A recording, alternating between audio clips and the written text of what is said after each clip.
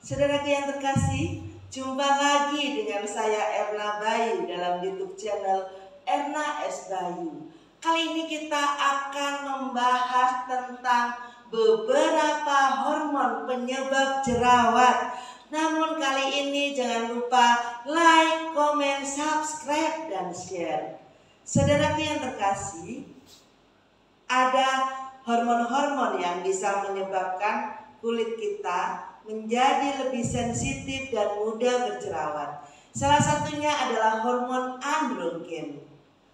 Peningkatan hormon androgen seperti testosteron ini dapat memicu kelenjar minyak untuk memproduksi minyak berlebih pada wajah. Efeknya, pori-pori kulit kita bisa tersumbat dan muncul jerawat. Yang kedua adalah hormon estrogen.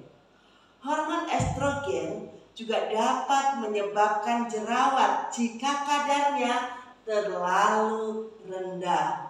Jika androgen tadi itu ada peningkatan yang signifikan, maka bisa muncul jerawat. Pada hormon estrogen apabila terlalu rendah juga bisa memicu jerawat. Yang ketiga adalah hormon progesteron. Fluktuasi hormon progesteron sebelum menstruasi dan peningkatan hormon testosteron setelah menstruasi juga bisa memicu munculnya jerawat. Saudaraku yang terkasih, bagaimana solusinya supaya kita tetap sehat, cantik, awet muda tanpa jerawat?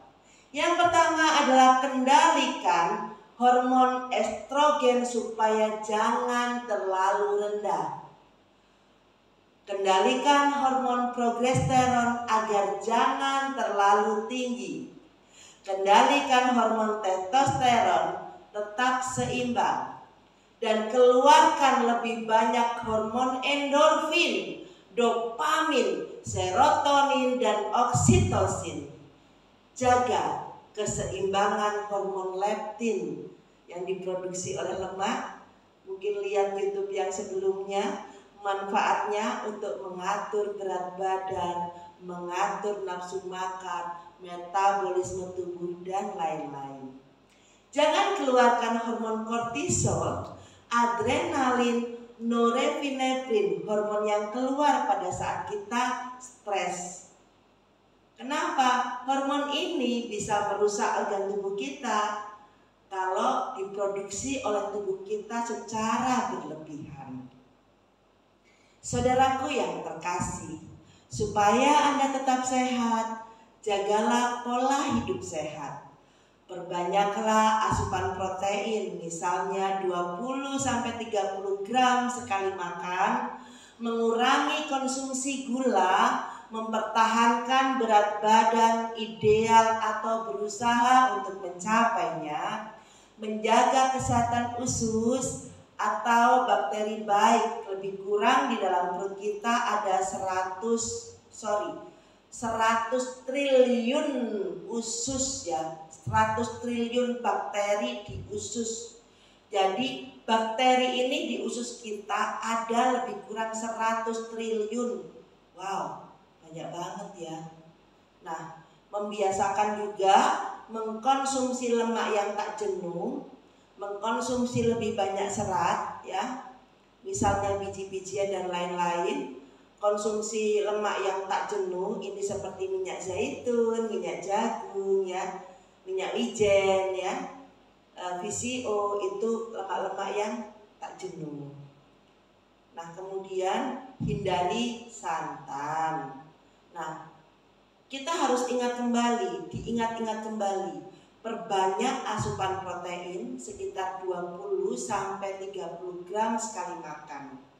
Nah, bagaimana cara menyeimbangkan hormon pada wanita? Cukup konsumsi protein. Kenapa? Protein tidak hanya menyediakan asam amino esensial yang tidak dapat dibuat oleh tubuh kita, juga untuk memproduksi hormon peptida.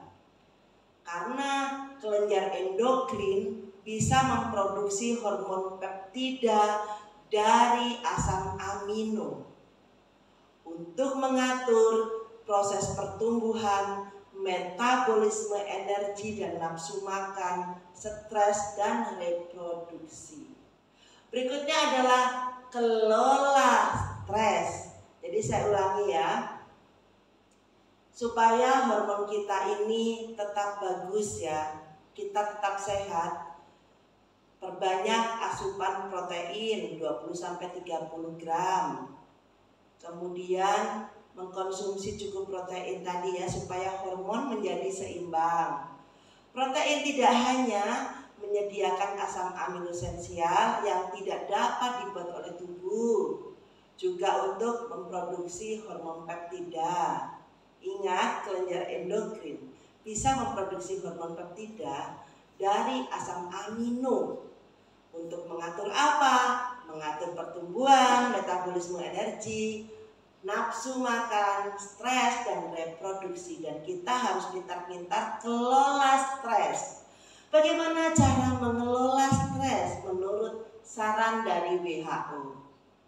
Sebelumnya kita harus tahu bahwa stres dapat meningkatkan produksi hormon kortisol di tubuh kita yang berkaitan dengan penumpukan lemak dan peningkatan nafsu makan. Stres juga menjadi salah satu pemicu emotional eating atau makan secara berlebihan atau secara impulsif tanpa mikir dampaknya, yang penting makan, atau makan bahkan pada saat kita tidak lapar gitu loh. Jadi perlu diingat kembali, stres memicu emotional eating. Kita nggak lapar, tetap kita bisa doyan makan. Nah, ada 6 cara supaya kita bisa kelola stres Bapak Ibu. Yang pertama, jeda sejenak dalam berkegiatan. Olah nafas secara perlahan. Jadwalkan atau lakukan rutinitas yang menyenangkan. Jalin komunikasi santai dengan orang lain. Berbuat baik pada diri sendiri dan sekitar. Yakinkan diri, hal perbaikan itu perlu waktu. Yang terakhir, curhat kepada orang yang terdekat. Terima kasih saudaraku yang terkasih. Tuhan memberkati.